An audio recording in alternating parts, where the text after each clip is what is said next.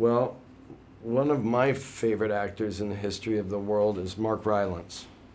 And Mark and I had been friends for some time, and I was in Los Angeles, he was in London, and he called me and said that there was a script that he thought I should read, and it might be something I'd want to direct, it might be something I'd want to act in, and he sent Flag Day.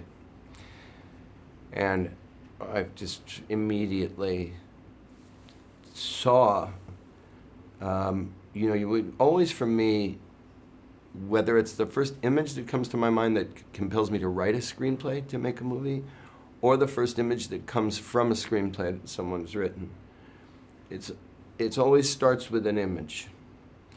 And the image is usually environmental. It's somehow a vista or, I don't know, something compressed. But this time it was a face, and it was specifically my daughter's face.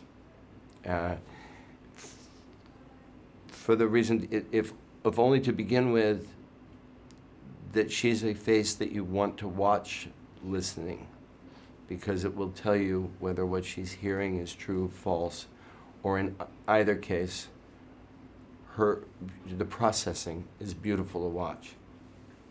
It was extremely important. I mean, I like music, and I like songs in movies, and I like songs being part of the narrative storytelling. It's probably no surprise, I would have been, between the ages 10 and 20, between 1970 and 1980. And those were a very fertile piece of time in movies, and movies that I fell in love with often had narration structures and had songs that helped tell the narrative. I think of Hal Ashby and Mike Nichols and others who used those things, and I think that made a strong impression on me and was part of the crush that I got on movies. So that those are devices that I'm prone to shouldn't be surprising. I think it's important when an actor plays a part to have very clear choices to make.